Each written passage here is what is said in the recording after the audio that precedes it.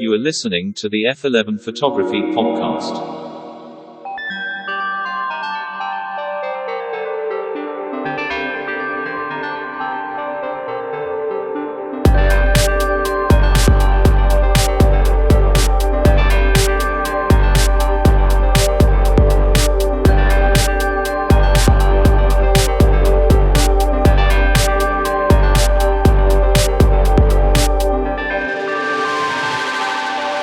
To the chasers of light, to the purveyors of pictures, to all of you around the world breaking in your 2024, this is the F11 Photography Podcast.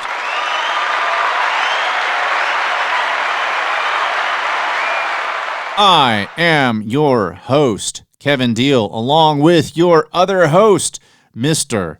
Brandon Gorrie.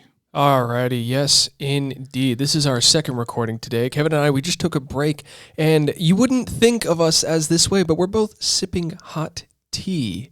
Very unusual for us. Yeah, we're usually coffee drinkers, but they happen to have some of these Dixie teacups at our space. Yeah. And so, yeah, it's feeling like 9 a.m. on a Monday for me right now. It's a very, very interesting experience sipping tea with you. I'm getting very in touch with my British side. Ew. Deal is near Dover, so and Gorrie is a member of the Scotland MacDonald clan. Yeah, we were subsidiaries. We were enslaved by the MacDonald clan. And if I spoke to anybody in your family in Scotland, I wouldn't be able to understand a fucking word they're saying because Scottish might as well be goddamn Chinese, dude. Go to Birmingham, England. You can't understand them there either. I can understand Birmingham accents much better than I can understand the Scottish accent. To me, they're both the same. Birmingham. And that East London Cockney accent. So Birmingham. Awesome. Well, a new year. I gotta say, first and foremost, I don't get depressed ever.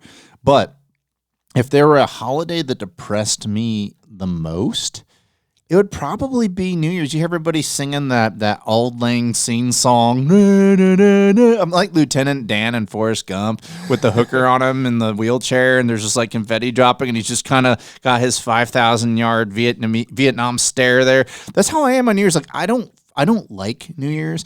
To me, it's a very depressing holiday. I don't know, like.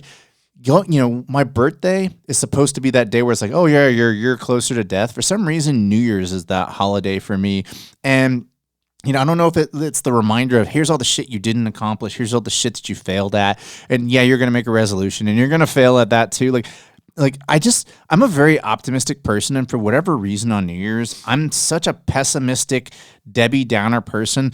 And I finally learned what to do on New Year's. So my father and I in 2020, we were moving my grandfather down here because he needed to go into an old folks home. May he rest in peace, Semper Fi, David Coy. But we were coming down in a Penske truck with his belongings, and we were in Marion, Illinois, on New Year's Eve. My dad and I are at a Buffalo Wild Wings having beer and drinking beer and eating wings. And by the time we got to our hotel, it was 9 p.m. And we just looked at each other. It was like, do you even want to stay up? No. So we went to bed. And I woke up the next morning. I was like, I kind of like not staying up to midnight and then feeling fucking down and reflecting on, what are the things I haven't accomplished? That's especially that fucking song. You hear everybody singing it out of tune and it's I don't like New Year's. I fucking hate New Year's. It's falsely leveraging dopamine. I find that the people who celebrate they have late nights on weekends, they like to go out and party, and they like to just throw their life into the bottle and drugs. They handle it better because they live a life and they're used to that level of escapism.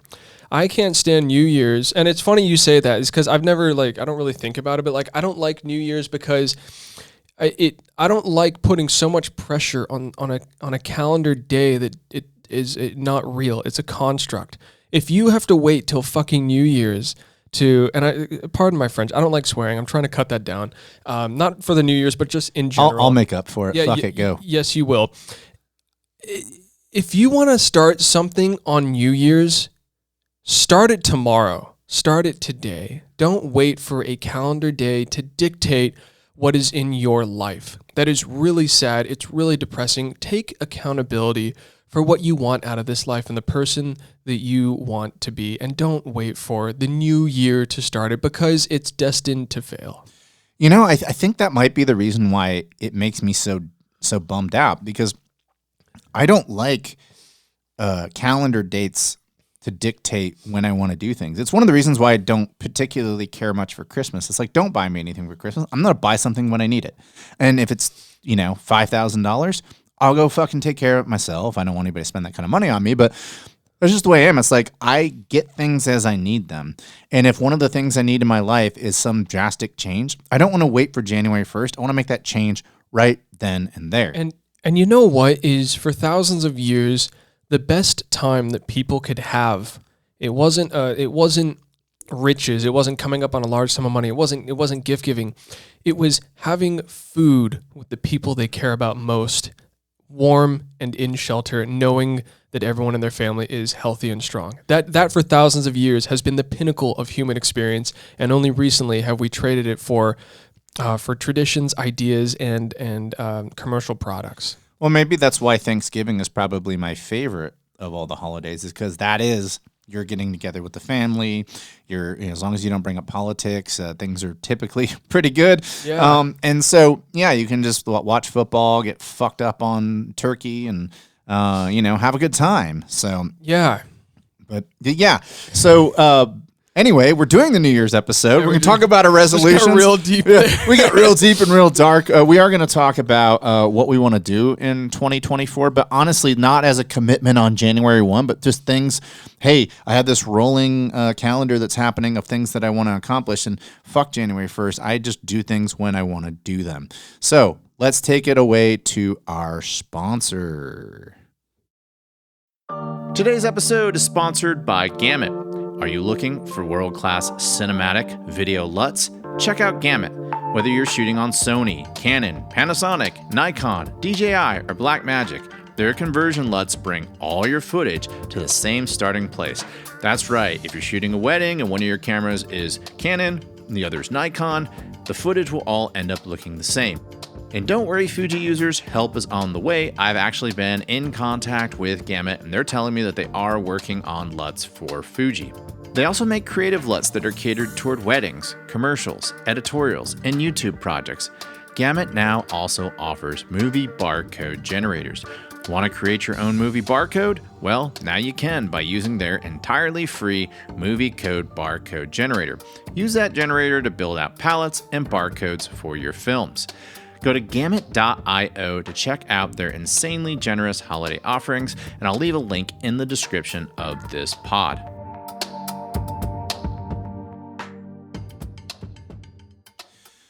It's interesting. In our last episode, we talked about the things that we learned and that we were grateful for in 2023, and I missed a very big one that Gamut just reminded me of, and it's just, I feel like my color grading.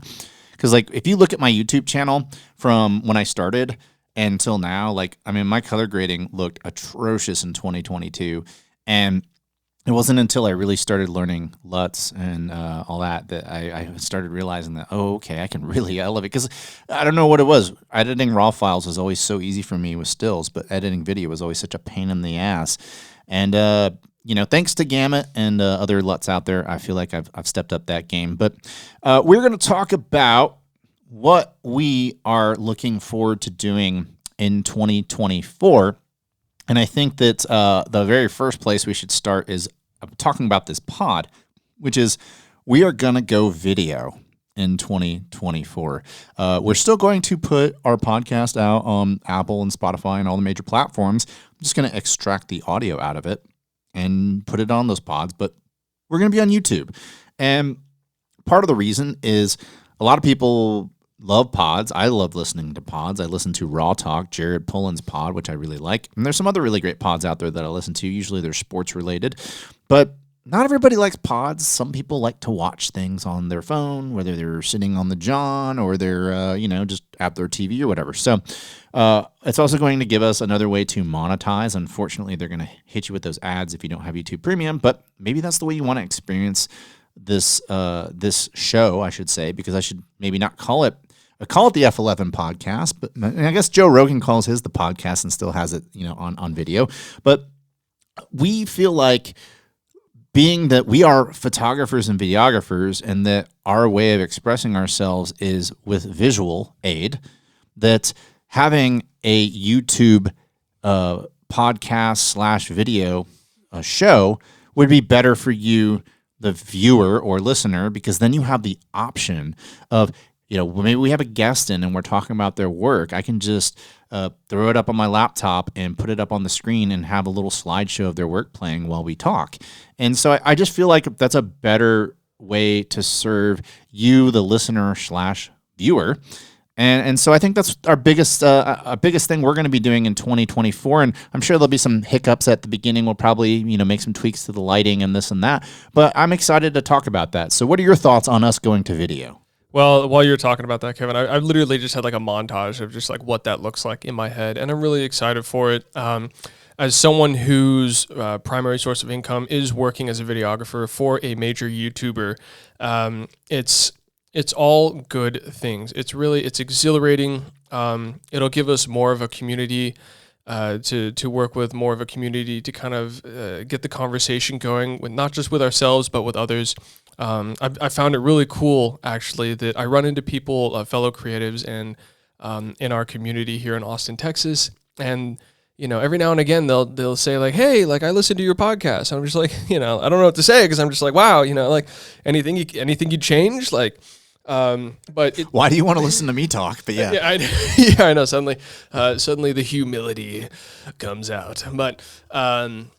I'm so looking forward to that. It's gonna be a lot of hard work. It's gonna be a lot more interesting, because here behind the microphone, Kevin and I, if you looked at our postures, you'd think that we hadn't eaten in like 5 days. We're kind of just like slumped over, kind of just like looking at the floor, kind of talking, sharing glances every now and again. It's not pretty.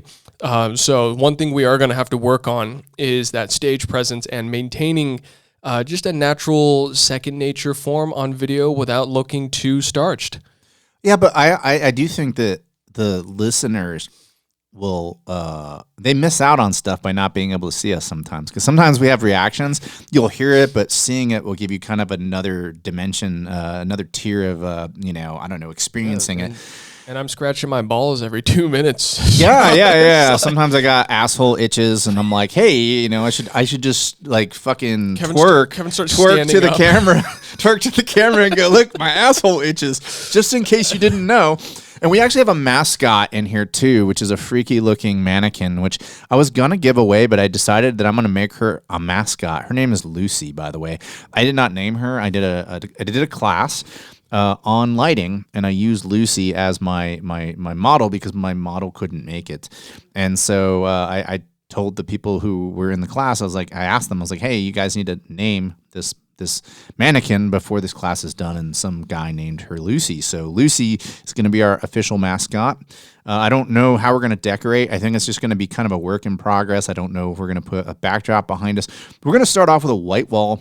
Yep. Two chairs. Yep. A table. We'll have the Rode Podcaster up there because it's just easier to record the audio to it. We'll have a Blackmagic ATEM Mini Pro. We'll have 2 laptops up, 2 microphones, and you'll probably see 2 cups of coffee. I think that's probably, and then 2 schmucks with headphones.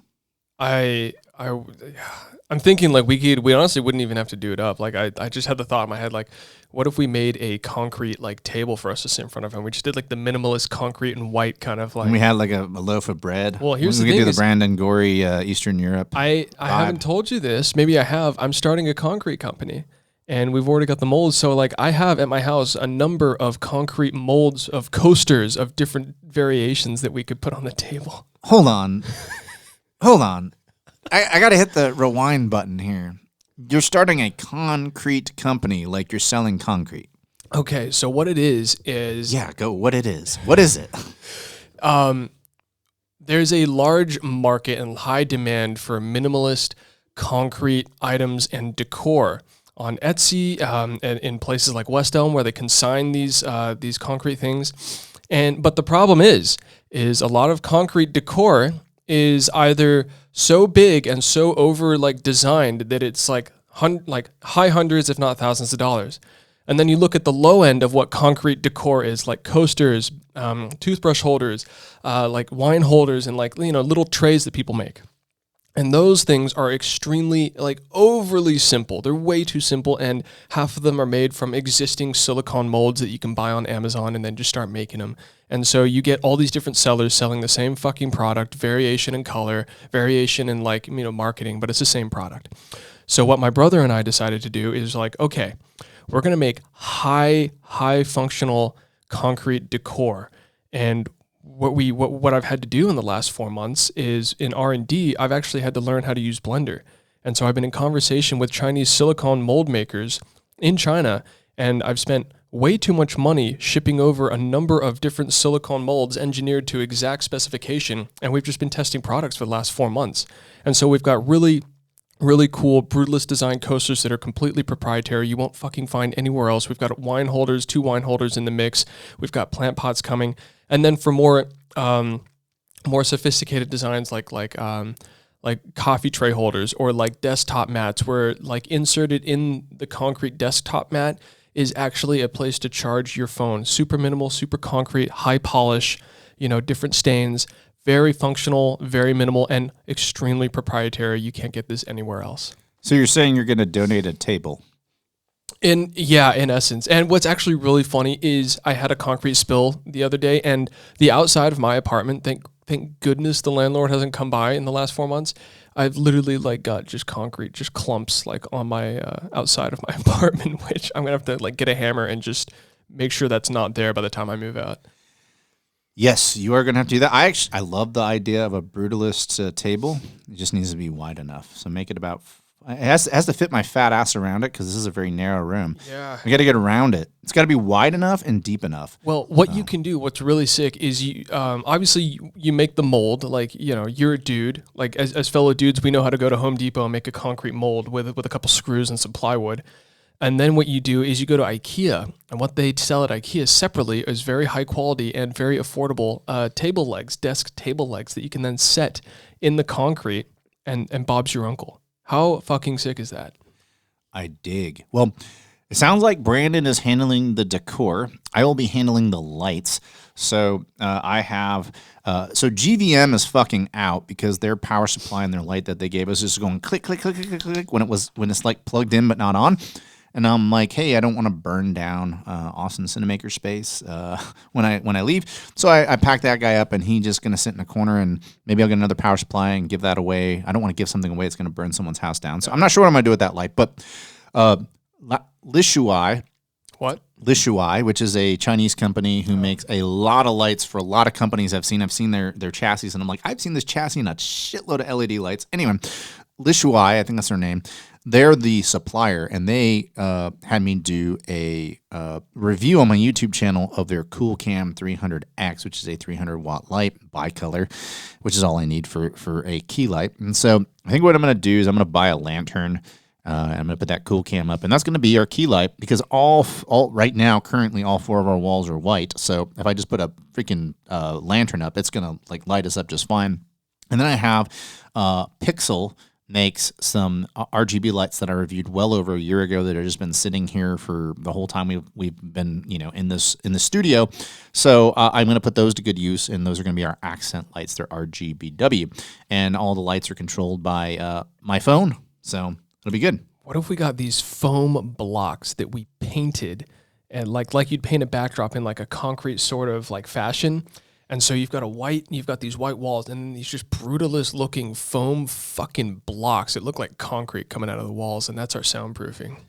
You are in charge of the decor, so if that's what you want to do, you have. So I think what we're gonna do is, sounds like Brandon's on top of that. I'm gonna go ahead and buy the lantern this week, so that way I have all the lighting stuff taken care of.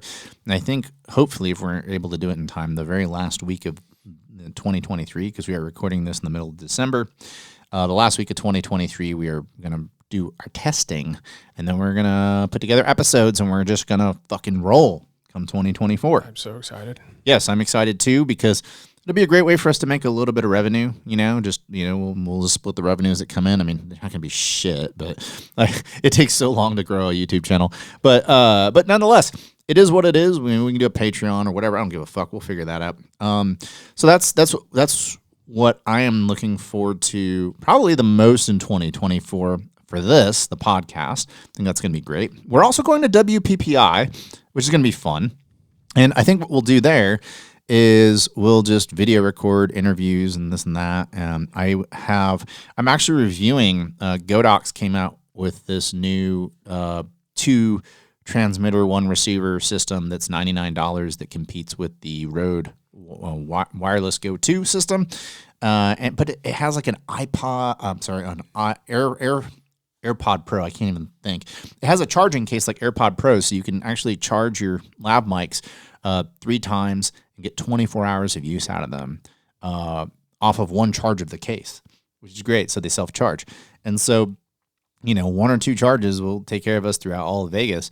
But that'll be great. So like we could have one that we talk into, one that our guest talks into when we do the interview. It all can go through the audio in the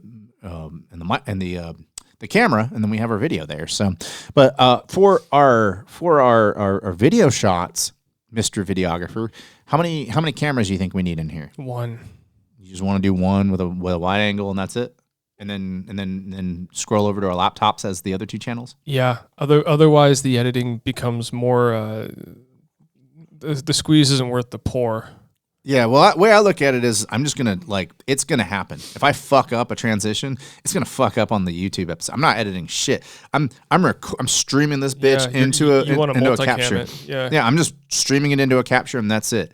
And if I make a mistake, I'll edit the mistake out. But that is what it is. I mean, you can get away with a wide angle. We'll do the screens, and then what we could also do is with that wide angle, because we're going to be doing 4Ks. Like you could literally crop down the 4K one of our faces and have it floating over the screen so you can still see our commentary. So you're going to record in 4K and then sample down to 1080p.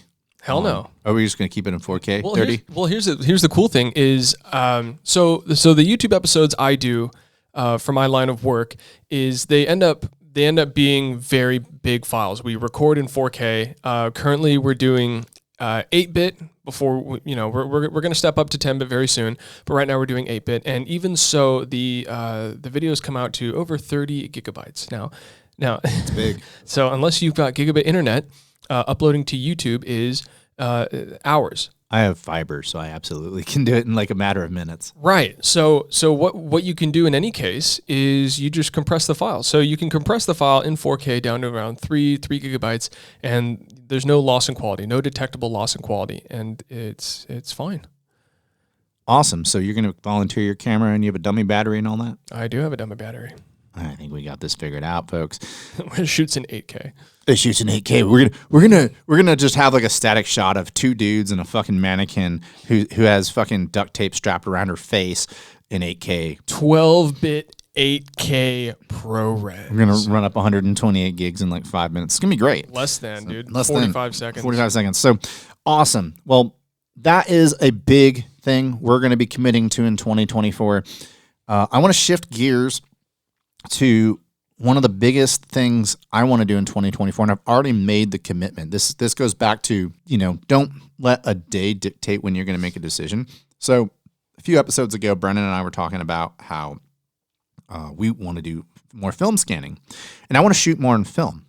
And I bought all this film. We've talked about it in previous episodes. I bought all this film. Maybe one of the things I should talk about from the last episode, one of my biggest disappointments in 2023 is I didn't shoot enough film. I have all this fucking film and I didn't shoot it. And I think the reason why is because it just took me too long to go through the process of getting it developed and scanning and all that. And I had a flatbed scanner from Epson, and I used the past tense because I got rid of it. And I purchased the Veloy system through Cinestill, and I got that a couple weeks ago. I took delivery of it, and it is so awesome. And now I'm going to be shooting way more film. I've already shot in the 2 weeks since I purchased it. I've already shot 9 rolls of film. And I had them. I took them to Holland real quick and just had them processed because I didn't feel like developing it myself. I was just being lazy because it's the holidays and I'm busy. And I've already scanned it. It takes me 4 minutes to scan a roll of film because I take my time. Yeah, and it's funny you mentioned that. Is I also got a DSLR stand, And well, I got two. The first one didn't work out so well. The second one I got from Etsy from some people in Australia. And it's just having that and knowing that I can take a roll to the store, not the store, but the lab, and it's $8 per roll for develop. I'm just like, all right, that's cool. It takes them a couple days. Now I just go back home and it's going to take me 2 minutes to scan a 120 roll. I'm just picking up my film camera more and I'm just shooting with it just because I'm like, this isn't a hassle anymore and it's cut a lot of cost out of shooting film for me. Yeah, the only dick whip on it is that I am now using Lightroom again because I had to make the decision of, because I actually have Silverfast, and Silverfast like Pro Suite or whatever, which is about the same price as Negative Lab Pro, will allow you to edit things, and they have profiles for portrait and all that. But Silverfast is like this German company that doesn't really have a lot of information on, even though they did a really great job with my scanner. Like, I just didn't see any videos that showed me how good it could do for an art, because it'll scan a negative really well. Like if I take a negative and I actually scan it on my flatbed scanner, it has some really great profiles and it looks really good. I use Silverfast as well for the flatbed. Yeah, but I don't use a flatbed anymore. I actually just took my flatbed and I fucking retired it, and I gave it to my wife, and now it's like she just wants to use it to like scan old pictures that she wants to convert. I'm like, cool, we'll do that. So I have Silverfast. I'm probably never going to use it again. And then I have now Negative Lab Pro. I made the decision on Negative Lab Pro, and it's fucking easy. Like Control N, my guy. Yeah, Control N, and I can go back and re-edit it. It's just a plugin. So if I don't like it, I can change it. And so I mean, I would like to see them have more profiles. I would like them to have more, because they just have a black and white. So that's the thing, right? A lot of the control and in how your negative comes out, it's in camera. It's white balanced, and it's how you're exposing the negative in camera. And then Negative Lab Pro is pretty one dimensional. It's got a pretty great sauce in the algorithm. It does its job really fucking well.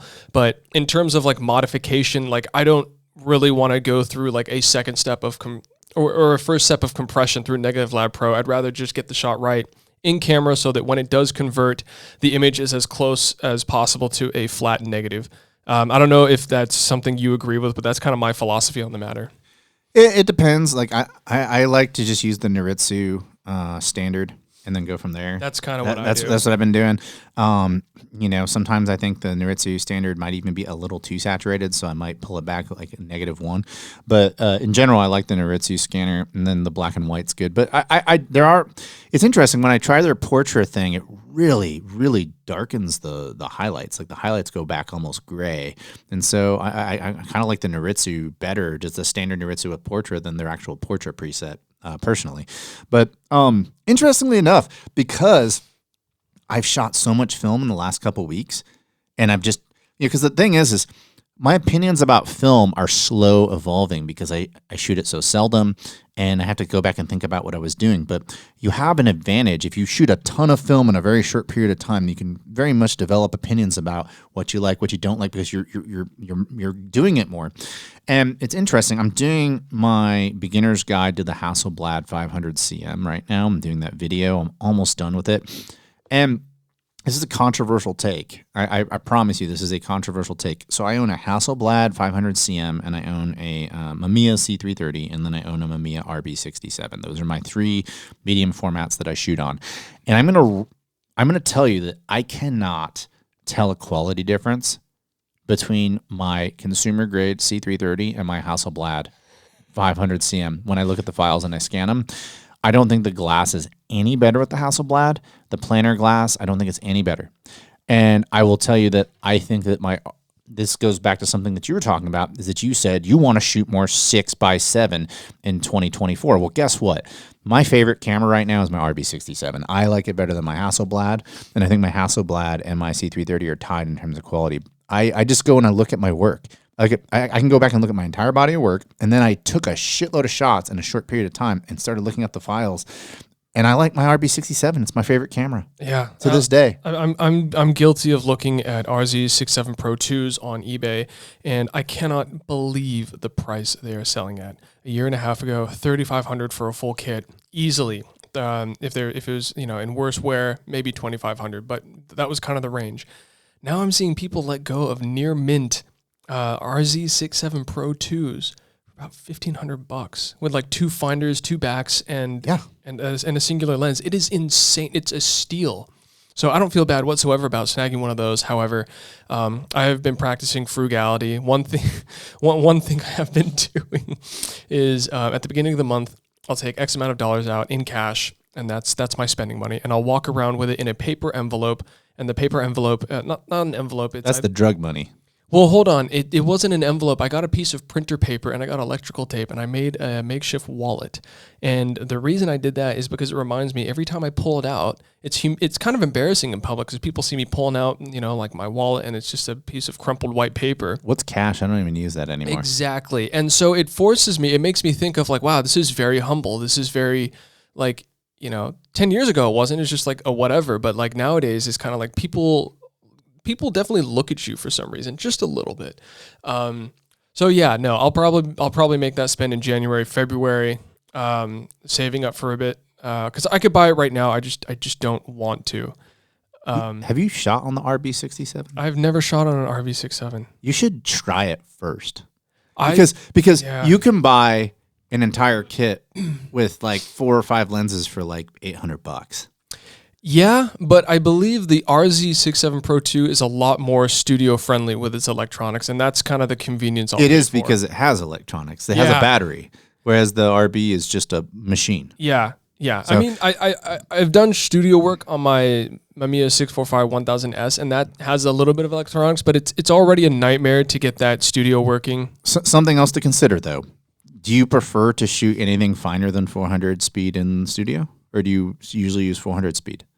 Finer for sure. Okay, well, if you're gonna do finer, then you need strobes. So I tend to shoot 100 speed, and so yeah, the RB can be a little quirky. Most of these cameras are a little quirky, except for the RZ does have that advantage. And I may get an RZ one day, but for me, it's still the Mamiya 7. Like I have definitely determined that. And I love shooting in a square, by the way. I love shooting in a 6x6 format. It's fun. I like the Hasselblad. There's obvious advantages to the Hasselblad. It's super small. It's compact. It's easy to fit into a messenger bag. But at the end of the day, you just give me Portra 400 on a 6x7 negative that's like exposed the way I want it to. You put that shit in a negative lab. You look at that thing just like convert from a negative to a positive, and you're like, there it is. Those fucking colors. That's a happy camper, for sure. Exposed correctly on Portra 400 in 6x7 is a thing of beauty. It could be a picture of a spoon. Don't care. It's probably going to look amazing. Yeah. So, but that's committing to film. That is 110% one of my biggest things I'm going to do in 2024. So. Yeah, and I kind of wanted to lead on with that into my biggest thing I'm looking forward to in 2024 is I was talking to Kevin before the show, and I was saying that I really want to venture into the 6x7 territory. And my big reason for that is because where formerly I was more afraid of the 6x7 format, missing a shot, like fucking up, because I knew that my pattern was try 6x9. We get like 6 shots or something on a roll. Well, kind of like in the last episode, I talked about going from 2022 to 2023 is I wasn't as diligent in setting up the shot, setting up the actual logistics, lighting logistics, and the shot itself. But as I've been getting better with that, I want to start taking photos with a 6x7 format because I'm putting so much curation into my shots that I think getting a perfect shot on a 6x7 negative is going to show the colors I want. It's going to show the light that I want. And so how does this tie into what I'm looking forward to in 2024? Well, I'm having a major paradigm shift, and it's this. It's a lot of my work. What I know about myself is I am unwilling, more so than a lot of people, to alter my photographic style or alter what I want to shoot for the sake of money. That's been something I've been fighting with since 2021, since 2022. I know how to get paid gigs. I've gotten them before. I don't like them. I don't care for them. The money isn't worth it for me, even though it pays pretty well. Photography to me is more than that, and I strictly want to create. And going into 2024, something that I'm going to do is I am not going to shoot a single thing that I have not mulled over multiple times and put together from top to bottom, eyeing every thread and every stitch of the shoot. And I'll tell you why. This might sound really arrogant, it might sound really ridiculous, and it might sound really egotistical. And here's the blatant truth. If I know that I don't want to shoot for money, and I know that I only want to create what I want to create, I want to get paid to do what I want to do. And if that never happens in photography, if that never happens for me, if I never get paid to do a Jack Bridgeland where I just get paid to shoot my niche and put it together from top to bottom, I will move out of photography sometime in the next decade or 2 decades or 3 decades, knowing that I shot what I wanted to shoot. Well, there's never going to be a shortage of concrete out there. Yeah.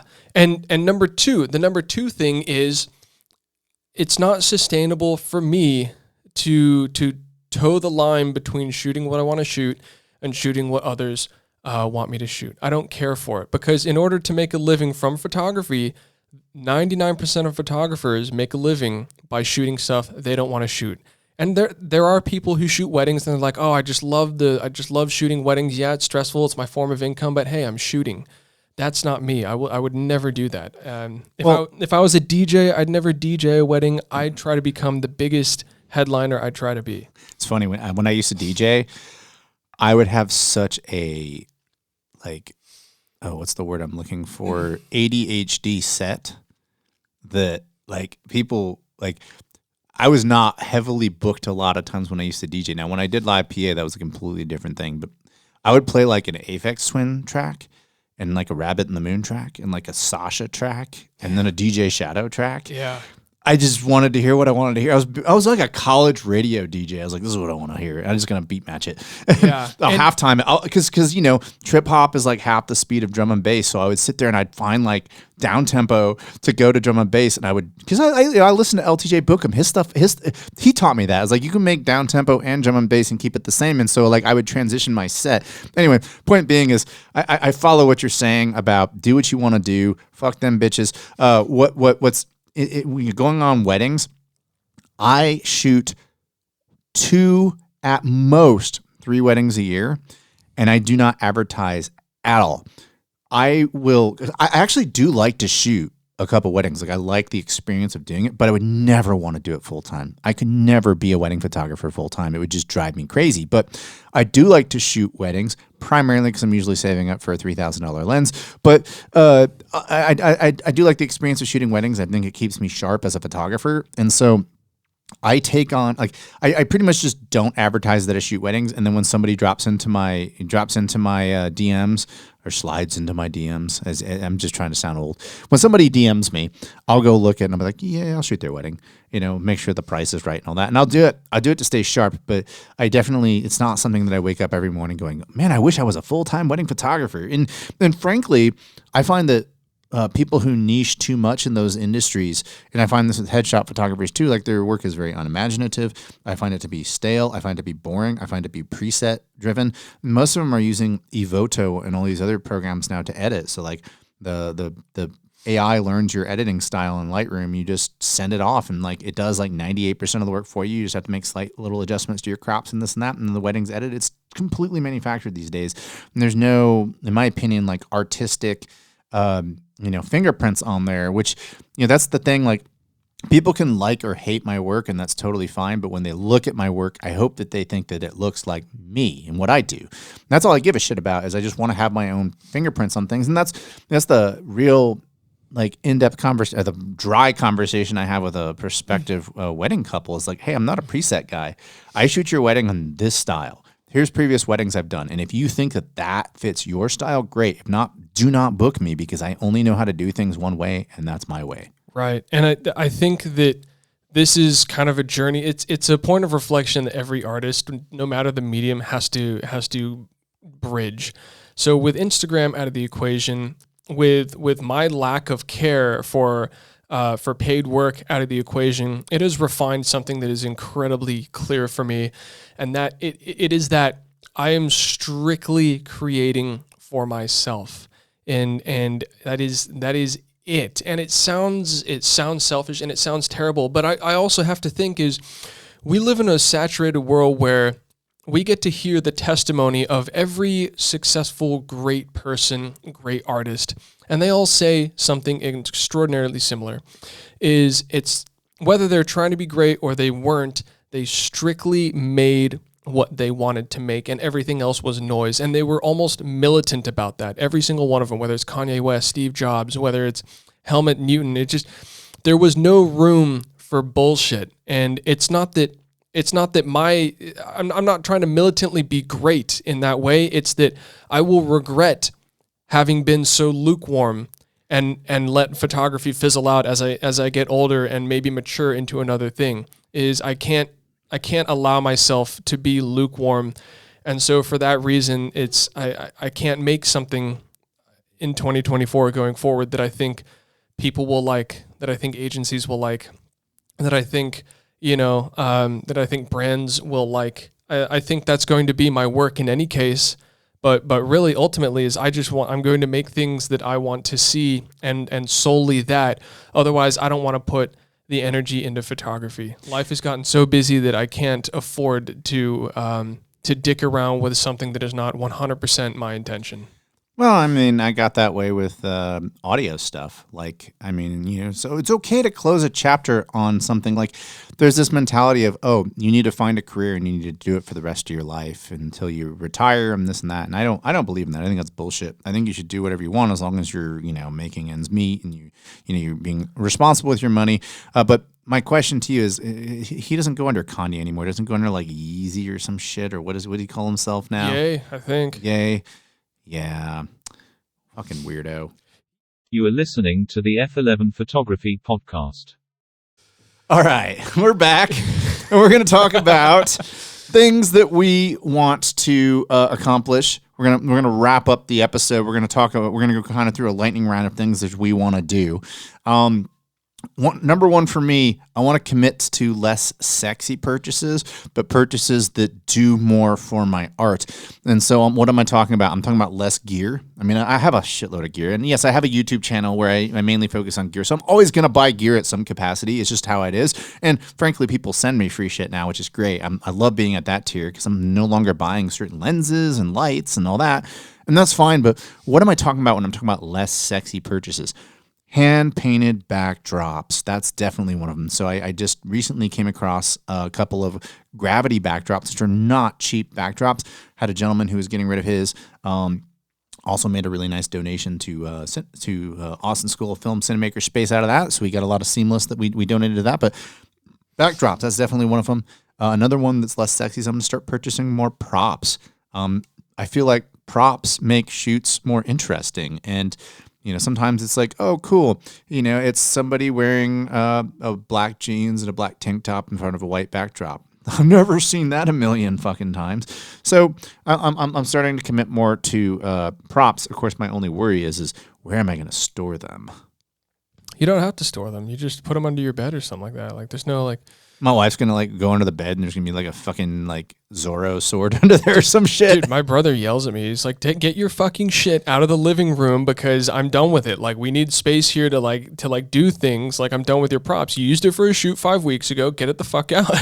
Yeah, and that's exactly it. Is like I have a hard time buying things unless I get a lot of good long-term use out of them. And I guess my reluctance to commit to props is I typically will only use them once, at most twice, and then I'm like, I don't want it anymore. And I wish there are prop rental places around here. Like, there's this really badass antique store in Round Rock. They have all sorts of things like vintage typewriters and just like all this shit. But they sell these vintage typewriters for like $450 fucking dollars. And I'm like, dude, I don't want to spend $450 on a vintage typewriter I might use once. That's fucking stupid. So, Facebook Marketplace, that's where I go. Looking for that kind of stuff. But man, I still want that diving helmet. And that's the one that's going to set me back because I can't find that thing for less than like $180, $185. And, I don't know, man. Like, I really want that diving helmet. I have some plans. One thing that I want to do is what I'm setting out to do is I want to shoot a lot more film. I don't want to go into the shoot with, I never want to go into a shoot ever again with the anxiety of how am I going to execute this? Or like, oh, is it going to, how's this going to unfold? The only thing that I want to unfold unexpectedly is the experimental shots that are just inherent in every shoot. So that's that. The second thing is, like Kevin, I want to buy less gear. I already don't buy a lot of gear, but I'm focusing on... I rubbed off on him a little bit. Fucking Nikon Z8. He's got a better camera than I do right now. I love that camera so much.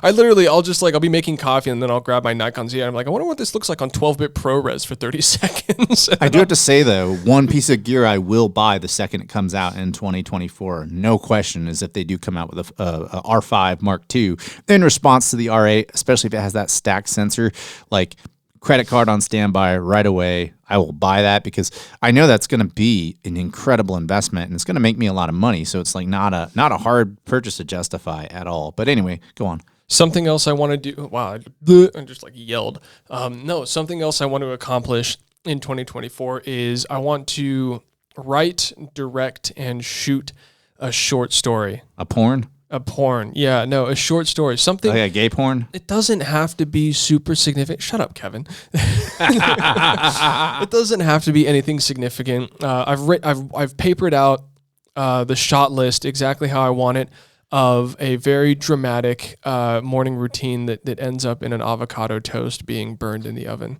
And that's not because I want it to be anything great. I just want to get into the flow of narrative. Is I love cinema too much. I love narrative too much. And I have currently state-of-the-art fucking equipment in the consumer grade to execute on this. So the only thing stopping me is me.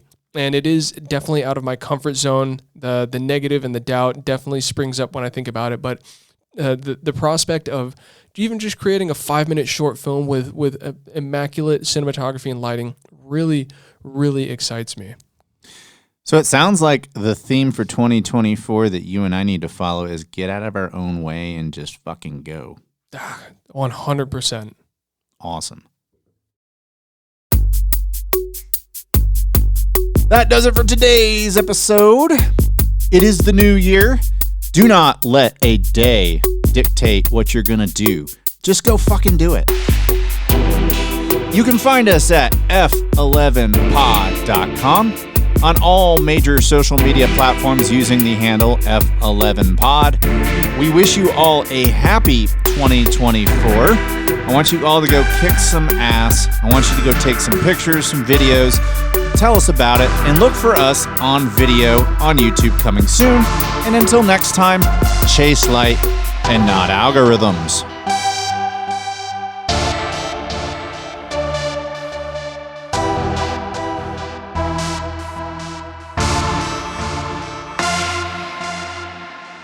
Thank you for listening to today's episode. For more information about this podcast, go to www.f11pod.com.